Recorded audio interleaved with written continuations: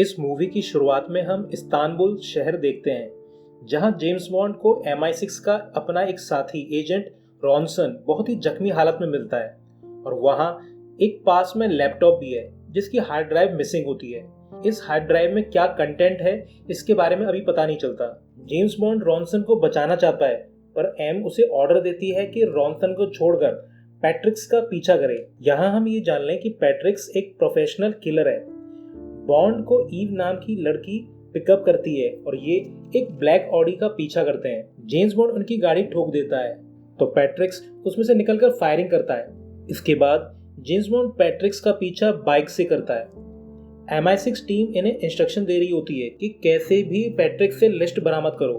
James bond पैट्रिक्स को एक local market से होता हुआ चेज करता है।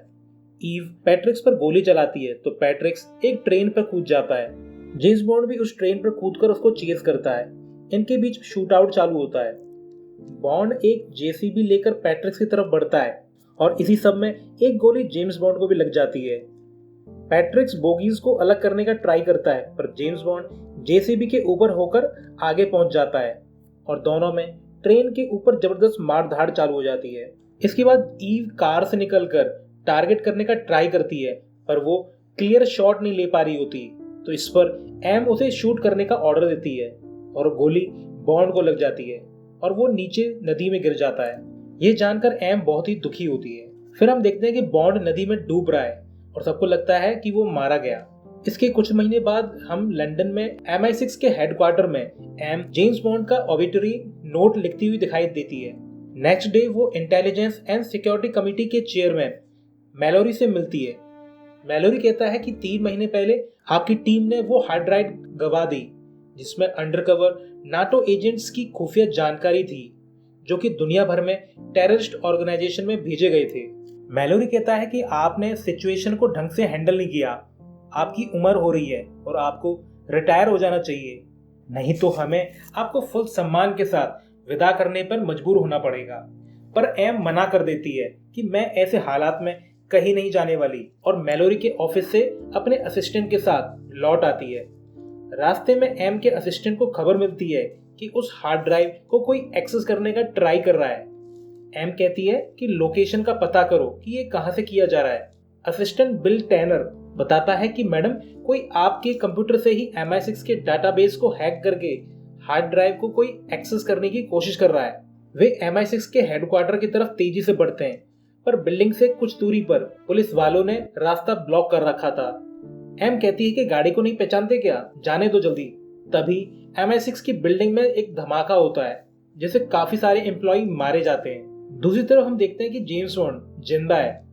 दरअसल उसने मरने का नाटक किया होता है और वो एक जगह पर अल्कोहल और लड़की के साथ मजे उड़ा रहा होता है। फिर वो न्यूज देखता है कि MI6 के हेडक्वार्टर पे टेररिस्ट अटैक हुआ है। बॉन्ड ये देखकर वापस लौटने का मन बना लेता है। एम जब अपने घर वापस आती है तो बॉन्ड वहां मौजूद था। वो कहता है कि 007 रिपोर्टिंग बैक मैडम। एम उससे कहती है कि हम पर अटैक हुआ है और हमें तुम्हारी जरूरत है। एम बताती है कि तुम्हें मरा हुआ मान लिया गया था तो तुम्हारी प्रॉपर्टी गवर्नमेंट के अंडर है अब, और तुम्हें वापस फील्ड एजेंट की ड्यूटी पर लौटने से पहले टेस्ट देने होंगे। इसके बाद जेम्स बॉन्ड MI6 के नए अंडरग्राउंड बेस में पहुंच जाता है एम के असिस्टेंट बिल के साथ। यहाँ बॉन्ड का इवैल्यूएशन होना है। इसके बाद हम देखते हैं कि इवैल्यूएशन में फिजिकल टेस्ट चालू हो जाता है। बिल बताता है कि दुश्मन के पास एम के सिस्टम का और MI6 के डाटाबेस का एक्सेस है और वो जल्दी ही हार्ड ड्राइव को एक्सेस कर लेंगे। हमें जल्द ही कुछ करना पड़ेगा। हम यहाँ पर ये देखते हैं कि जेम्स बॉन्ड पहले जितना अब शार्प नहीं है। वो ढंग से टारगेट भी नहीं कर पा रहा होता और वो फिजिकली फिट भी नहीं है। इसके बाद जब उसका मेंटल टेस्ट होता है तो वो यहाँ पे भी ढंग से परफॉर्म नहीं कर पाता। इसके बाद हम देखते हैं कि जेम्स बॉन्ड को शोल्डर में जहाँ गोली लगी थी पैट्रिक्स की, वहां चाकू से कुरेदने पर उसे कुछ बुलेट्स के पार्ट मिलते हैं। वो उसकी जांच करवाने के लिए भेज देता है और कहता है कि रिपोर्ट सिर्फ एम को देना। इसके बाद जेम्स बॉन्ड की मुलाकात ईव से होती है। वो बताती है कि सबको लगता है कि मैंने तुम्हें मार दिया था, तो मुझे फील्ड ड्यूटी से सस्पेंड कर दिया गया और अब मैं मैलोरी को असिस्ट कर रही हूँ। इसके बाद बॉन्ड एम के ऑफिस में जाता है। वहां टेबल पर एक क्यूट सा डमी बुलडॉग रखा हुआ था। बॉन्ड एम से कहता है कि ये मनहूस उस धमाके में भी बच गया। एम बॉन्ड को बताती है कि तुम टेस्ट में मुश्किल से ही बस पास ही हुए हो और अब तुम अपनी फील्ड ड्यूटी वापस ज्वाइन कर सकते हो। मैलोरी कहता है कि एम अब बॉन्ड पर कुछ ज्यादा ही मेहरबान हो। मैलोरी बॉन्ड को गुड लक विश करता है और कहता है कि मिशन में कोई रायता मत फैला देना। इसके बाद असिस्टेंट बिल टैनर बताता है कि बॉन्ड को जो गोली लगी थी उसके टुकड़ों से पता चला है कि उसमें यूरेनियम के कुछ पार्ट्स हैं और ऐसा दुनिया में कुछ ही ऑपरेटिव यूज करते हैं। वो 3 लोगों की पिक्चर दिखाता है तो बॉन्ड तुरंत पैट्रिक्स को पहचान लेता है। इस्तानबुल में बॉन्ड इसी को चेज कर रहा था। बिल टैनर बताता है कि पैट्रिक्स एक प्रोफेशनल हिटमैन है लेकिन उसके बारे में कुछ ज्यादा इन्फॉर्मेशन नहीं है। इन्हें CIA की हेल्प से पता चलता है कि पैट्रिक्स अगले 2 दिनों में शंघाई पहुंचने वाला है। हो सकता है कि कोई अगला शिकार हो। एम बॉन्ड से कहती है कि फौरन शंघाई के लिए रवाना हो जाओ और पैट्रिक्स को पकड़कर लिस्ट के बारे में इंटरोगेट करो और उसे मारकर हमारे साथी रॉनसन की मौत का बदला ले लो। बॉन्ड के जाने के बाद बिल एम से पूछता है कि बॉन्ड सच में टेस्ट में पास हुआ था क्या, तो एम कहती है कि नहीं, पर मुझे उस पर फुल भरोसा है। एम के कहने पर बॉन्ड एक आर्ट गैलरी में जाता है। यहाँ उसकी मुलाकात न्यू क्वार्टर मास्टर से होती है। इसे क्यू बुलाते हैं। क्यू एक नया लड़का है। वो बॉन्ड को एक रेडियो लोकेटर देता है और एक पिस्टल। क्यू बताता है कि ये पिस्टल सिर्फ तुम्हारे ही हैंडप्रिंट से एक्टिवेट होकर चल पाएगी। बॉन्ड इसके बाद शंघाई पहुंचकर एयरपोर्ट पर पैट्रिक्स को देख लेता है और उसे फॉलो करता है। पैट्रिक्स एक टैक्सी लेकर टाउन के ऊंची बिल्डिंग तक पहुंच जाता है। बॉन्ड उसे नोटिस करता है कि पैट्रिक्स एक सिक्योरिटी गार्ड को मारकर एलिवेटर पर चढ़ गया है। बॉन्ड भागकर जल्दी से एलिवेटर की एक बार से लटक जाता है। फिर पैट्रिक्स एक फ्लोर पर पहुंचकर सर्वर रूम में इंटर करके अपनी स्नाइपर राइफल को असेंबल करता है और एक ग्लास को कट करके गोल होल कर लेता है और सामने वाली बिल्डिंग में एक ओल्ड चाइनीज बिजनेसमैन पर टारगेट करता है जो कि एक लेडी से मीटिंग कर रहा था। पैट्रिक्स उस ओल्ड मैन के सिर में गोली मार देता है।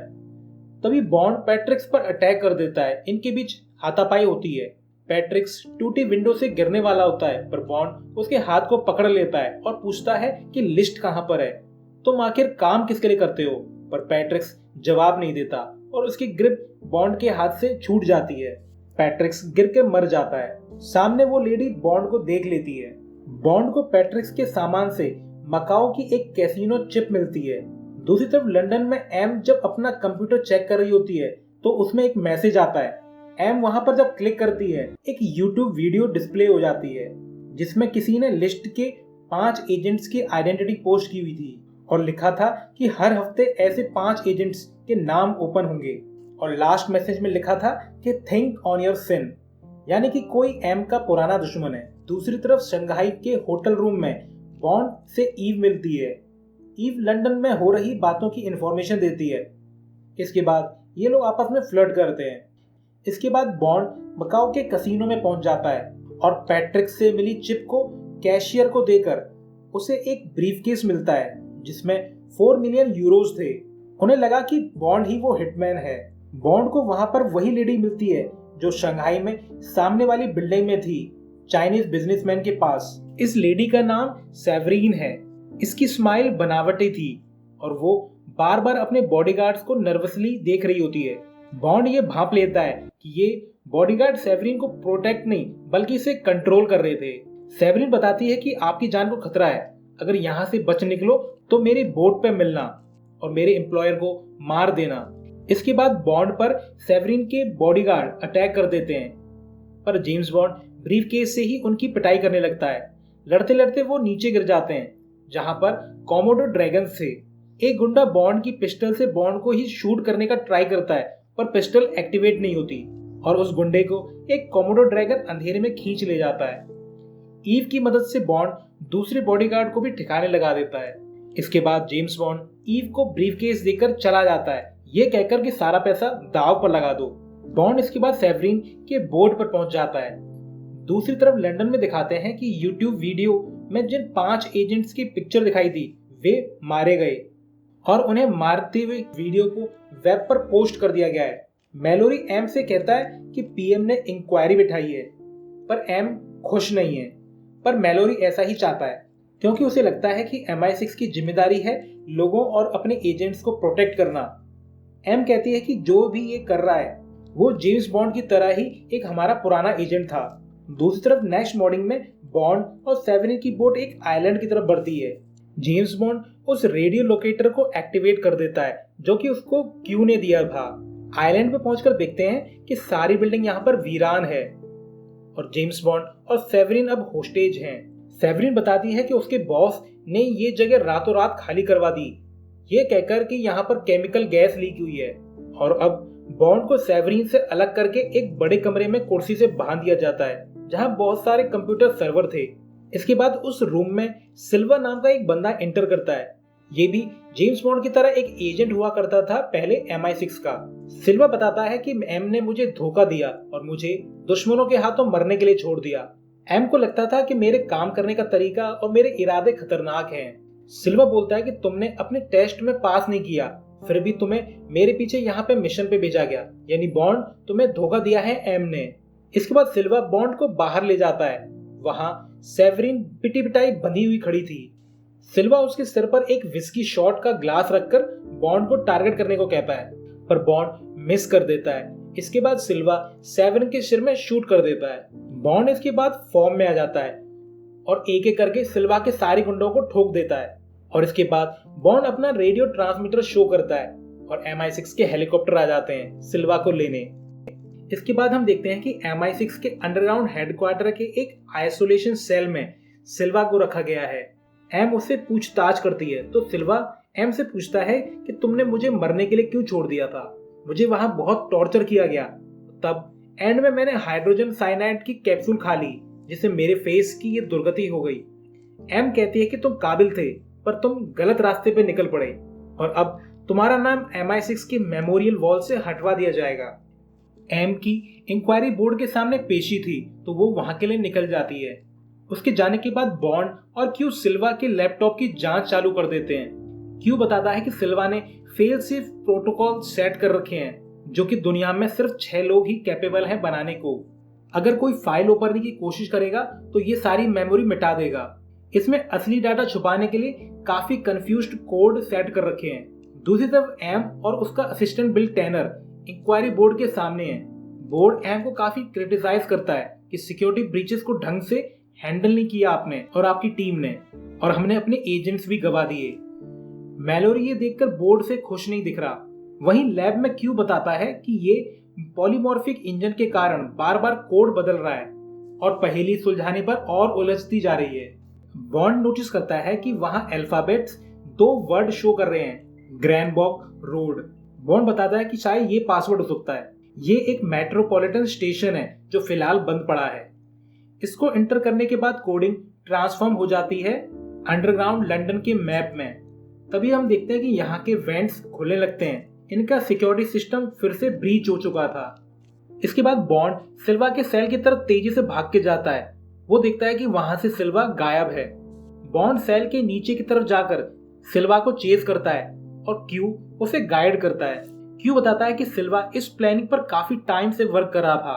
पहले MI6 के हेडक्वार्टर को उड़ाना ताकि हम यहाँ पर शिफ्ट हो जाएं, और उसे सारे इमरजेंसी प्रोटोकॉल का पता था। पर बॉन्ड वरिड है कि सिल्वा आगे क्या करने वाला है। बॉन्ड इसके बाद अंडरग्राउंड ट्रैक पर चलकर आगे का डोर ओपन करने का ट्राई करता है, पर वो ओपन नहीं होता और ट्रैक पर ट्रेन अप्रोच कर रही होती है। पर एंड टाइम पर बॉन्ड लॉक को शूट करके सर्विस टनल के अंदर कूद जाता है और फिर सिल्वा को ट्रैक करते करते प्लेटफॉर्म तक पहुंच जाता है। क्यू सर्च करके बताता है कि सिल्वा ट्रेन में है, एक पुलिस ऑफिसर के वेश में।